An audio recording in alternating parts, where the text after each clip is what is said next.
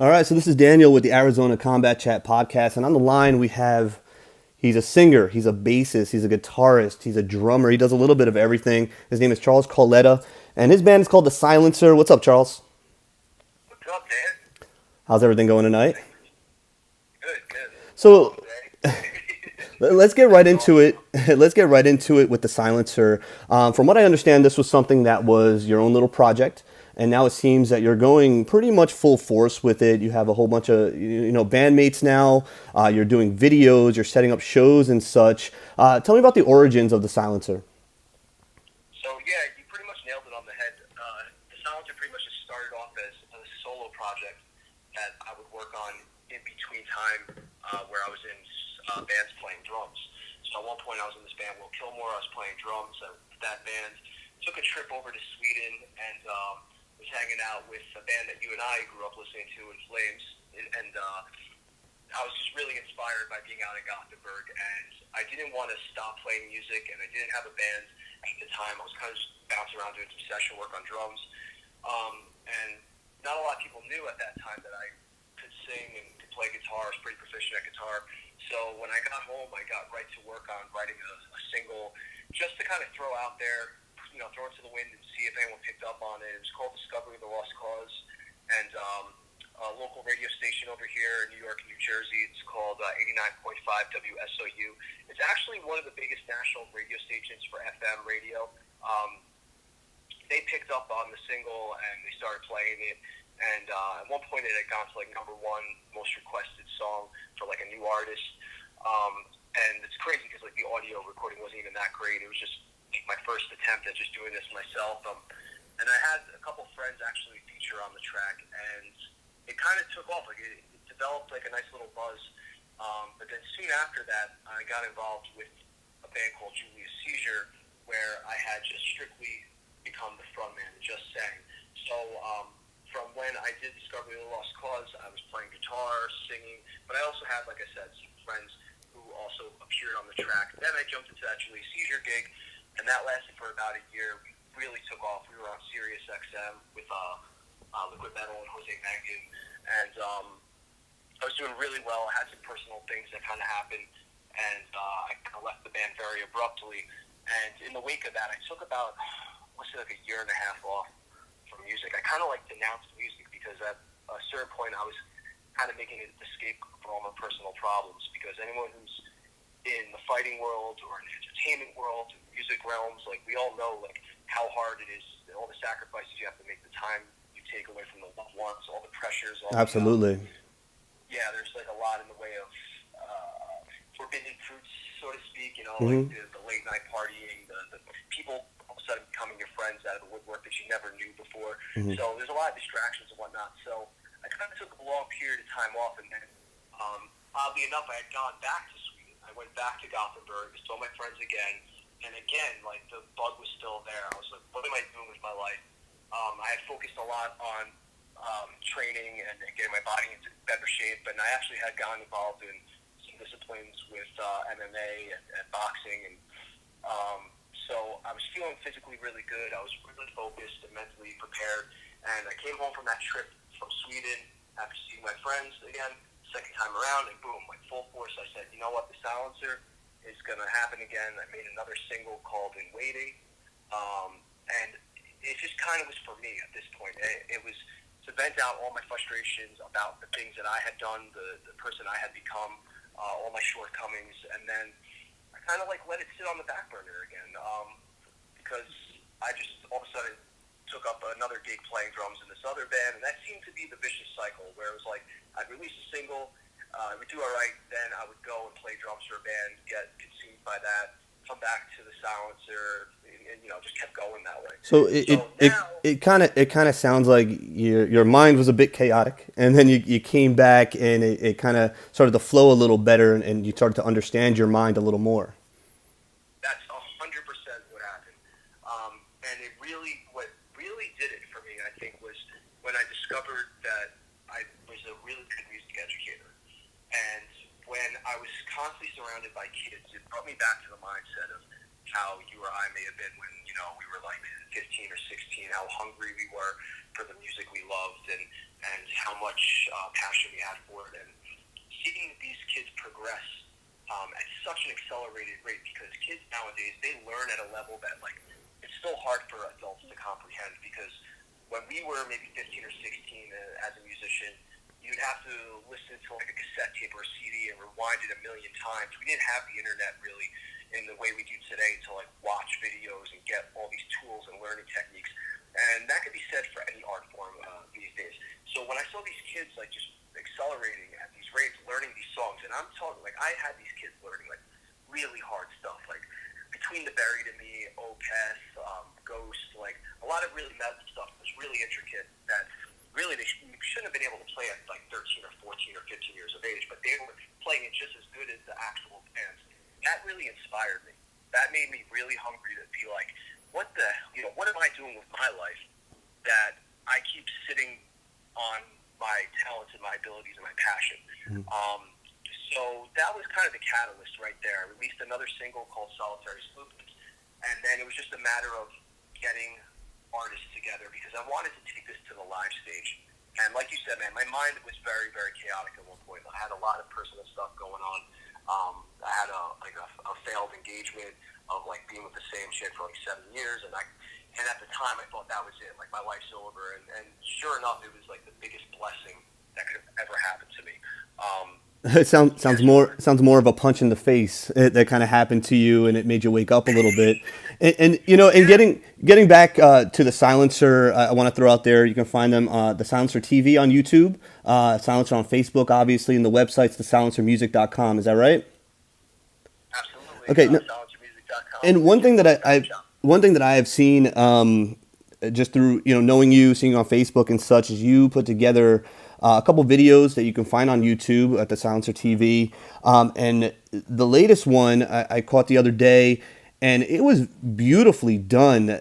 Now, that wasn't the first video that you had done, but this video I think was something that was almost perfect for the sound that you guys created on the video, and how it was directed. Who'd you work with doing that video? Well, are you talking about Die Trying or Within? I'm talking about Die Trying. Yeah, okay. So we worked with the same guy that I've worked with for the last 3 videos. His name's Eric DiCarlo. Okay. He's kind of like a local hometown hero. He works with both regional and national bands. He works with Monument for a Memory. He works with Lakeshore. They're a really big band. So he works with some bigger bands, and I always liked the style, and I've seen him come up the ranks and progress. His studio, Square Up Studios, and he's got a really good vision. What I really love about Eric and what he does is it's very guerrilla warfare, and when you're able to give him some sort of vision and direction, he's able to follow that and still do what he does as an artist. I thought it was beautifully done. And as for going back to the Silencer, who are these bandmates that you're jamming with nowadays? So now I'm jamming with the dude that you and I are very familiar with, Mr. Greg Geiler. He's the guitarist, and it's funny because this is the first time, now that I have this whole band lineup, this is the first time that I'm actually incorporating the members into the writing process. Before that, it was strictly me writing all the songs. Now it's a collaborative effort simply because these guys are way too talented to have that talent be wasted on just my thoughts and my ideas on music. So I have Greg Geiler on guitar. I have Zaki Ali, who's been killing it in the scene. He plays with a variety of bands, like dudes who play with Angel Vivaldi. He plays with like just everyone under the sun. And he's also our engineer, our audio engineer. He's the drummer. Got my old bandmate Steve Toth. He's been with me since Will Kilmore, so for like a decade now I've been playing with this kid. He's a lead guitarist. He's only our live guitarist. When it comes to the writing process, he actually hasn't been involved, but I really want to get him involved because he's super talented. And then we have my man Dave Corletta on bass. Okay. All local guys with the exception of Steve, who lives all the way out in Sayreville, New Jersey, which is like kind of a hike for us. So that's why we haven't really incorporated him so much in the writing process, because he just can't get down here. And he kind of made it known that he just kind of wants to be like that live session guy, and I respect that. He's a killer live player. Sure, and you do also have to remember this is the Arizona Combat Chat podcast, so they might not know what local means, so you are from New York. Is that correct, Charles? Correct. Yeah, Okay. So in our local scene, New York, which is we're about 30 minutes And let's see here. So, what are some of the, I guess, the not necessarily the goal of the silencer. I think we all understand the goals of any band that gets together. It's all about just making great music and going out and playing live and such. But what's kind of the like the long, the just short term goals? Is it just to continue just kind of producing, song after song, making videos and such, and hopefully getting out there and playing live, or is there just kind of this mindset of just pushing for an album and then setting up a tour? Well, like I learned a long time ago to, anytime you set up a specific goal, many times that goal is highly obtainable, but you get sidetracked and things happen to the point where that initial goal then should evolve and change. And sometimes when you set these certain expectations and they don't get achieved in a specific time, and like you have like a timeline, you sometimes get jaded or get very frustrated. So what I've learned in my wiser years now is like to just kind of go with the flow. And what I really intend on doing right now is to just continue to release singles, because I think that we are now in a music industry that is singles oriented and singles driven. Album sales are kind of a thing of the past. It's nice to have a physical CD to sell on the road, or a vinyl record. Or yeah, even vinyl. I was going to bring that up. Vinyl seems to be taking off onto a whole another level because of just the visual aspect of it, of actually owning a vinyl record, having it up on your shelf. And personally, I don't know if you're in that, doing that down the road or have already done that, but I think that's definitely a great way of getting your music out there as well. Yeah, as a matter of fact, that is 100% something that's on the agenda. That is definitely going to happen. Right now, just releasing singles, releasing the videos to correlate with the singles. Anytime I release a single, I want there to be a visual. I want there to be a video to go with it. So I'm very hell-bent on keeping that at the forefront. But seeing as how I keep releasing actual singles, after probably either this next single, which is due out in probably March, it's called Archaic. Okay. When that comes out, at that point, I think I want to do a limited run of vinyl called The Silencer, and then the album title, whatever, would just be called Collection. So it's literally The Silencer Collection. And it would be chronologically ordered from the very first track I recorded to the most present, and you can actually see not just the story of my life and the progress of me in terms of the lyrics, but also like the content of the music, how it's evolved, how it's matured. And I actually have a great art cover in mind, and I'm like a lot of collectors and nerds where like I love having something tangible in my hands, and I think records are definitely something that made a huge comeback, and I plan on doing that 100%. I agree, and you've been in the industry, the music industry for a while. You've played on other bands and such. Now, when you try to steer people into listening to the Silencer or going to the shows, which we do have one show I want to talk about that you had, I guess, just booked today, that's going on in February, that we'll talk about a little bit. But when you're steering people into like going to the club to see you guys, they want to hear, okay, what do you sound like? What type of bands would you say you're trying to, not necessarily sound like, but what type of bands would you throw out there as, hey, if you're into these guys, you might like us, come check us out? Yeah, that's a really tough question, actually. And I think that in my former bands, I have a much easier time answering that because there's kind of a group collective as to how we want it to sound. The way I kind of run the ship here with the Silencer is I just play 100%, and Greg, my other guitarist, does the same thing. We write and we play 100% based off of feel, and that feeling, now that we're like at the age of 35, 36, it stems from the evolution of our upbringing. So it's hard to pinpoint. If you listen to any track, you will get influences from black metal bands, from death metal bands, to hardcore bands, melodic death metal bands. So if I had to, I would just like to say what influenced me the most growing up, because I think if I answer the question that way, you kind of get a better perspective on what the Silencer is. It's kind of a big melting pot of metal. So it's almost like liquid metal. But you basically have like your Scandinavian Gothenburg sound bands like In Flames, Dark Tranquility, and At the Gates. You have some of the Florida death metal movement, like the band Death, Chuck Schuldiner, who to this day is one of my favorite bands of all time. Some of the grindcore bands that came out, like Carcass, the more melodic stuff that came by a ton of new wave of American heavy metal bands like Killswitch Engage, like Shadows Fall, who kind of been laying dormant for a while now. They're two of the biggest and the strongest bands. Unearth, Parkway Drive from Australia. Hmm. And then there's even like remnants of some emo bands and some of the stuff I do, like bands like Silverstein or like Taking Back Sunday, which you wouldn't really recognize because we have so much screaming and growling, but in the riffs that we play, sometimes those melodies and stuff are very prevalent. So that's kind of like the best way I can describe us, is that we're a big melting pot. You might hear something from like Jimmy Borger, like Mayhem, and like the way we do our fast riffs, and then you might hear a huge breakdown, like something that you hear on a Hatebreed song or Five Finger Death Punch song. Right. So it's very hard to categorize us. So it just sounds like what you stated, just kind of a melting pot. And I think for any metal fan that's listening to us right now, once they do go to the the YouTube, the Silencer TV, the silencermusic.com, they'll see all those links there where they can check out the music. You guys are also on iTunes, is that correct? Yeah, we're on iTunes and we're on Spotify. Okay.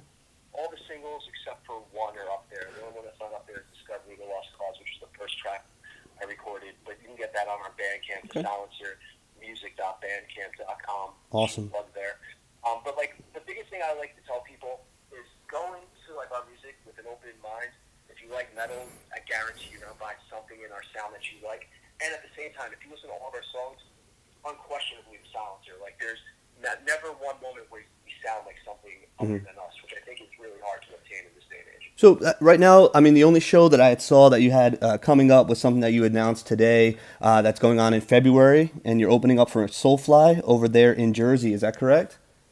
Yeah, man, this is huge. I've been sitting on this for a little bit now, and it's funny, we don't play a ton of shows because we're very selective and very picky with the shows that we play, because in this day and age, you can go flat broke trying to quote-unquote make it doing like these meaningless tours. And I'm not bashing anyone who goes and like is road warrior, because it takes so much to do that. But I've been on the receiving end of some really bad touring experiences. So now I pick and choose my shows. This one I actually didn't know about. The promoter came to me about, so I was really honored for that. Sure. As far as I know, we're the only supporting band on the for that tour when it drops in New Jersey. It's going to be us opening, and then it's going to be Cataclysms playing Soulfly, Insight. It's going to be. This show's going to the tickets go on sale Friday to the general public. We already have a pre-sale up on our official merch page, which is linked in our silencermusic.com page.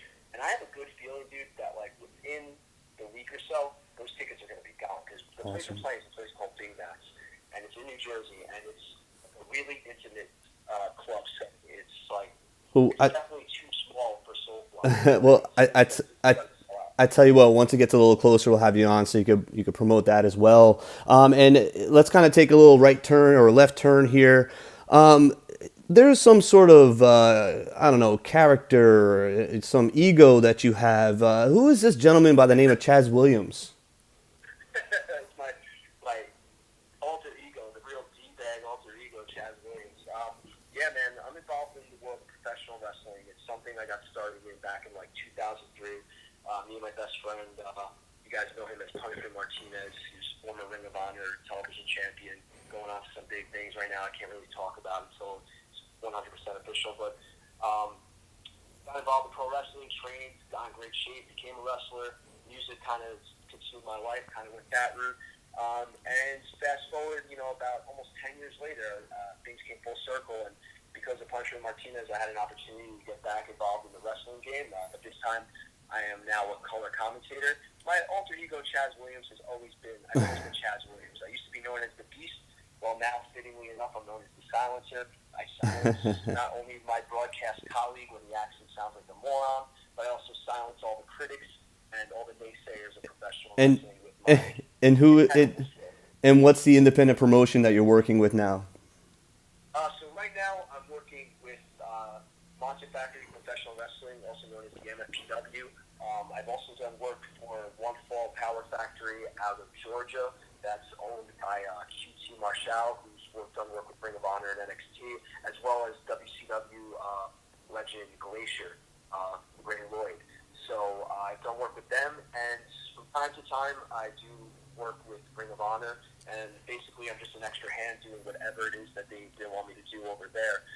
Had the privilege of coming down to New Orleans in front of like 7,000 people with Puncher Martinez for his entrance, and have done some really cool stuff. And as of now, that single that we mentioned earlier, Die Trying, was actually written for a professional wrestler by the name of Josh Briggs. And I was gonna get to that as well. So that's the Die Trying song that is his theme, his walkout theme. Yeah, so yep, I got hooked up with this cat through the world of professional wrestling. He's done some shows for the MPW in the past. He just got signed to a good contract with Evolve Wrestling. Evolve Wrestling is kind of one of those stepping stones to WWE and NXT. A lot of their guys from Evolve, Progress, and Beyond Wrestling have all gone on to WWE and NXT. So he got that nice contract from Evolve. Heard some riffs that I've been playing on Instagram. Loved it. Asked it if it was a single yet. I said no. Why? You want a song? He said yes.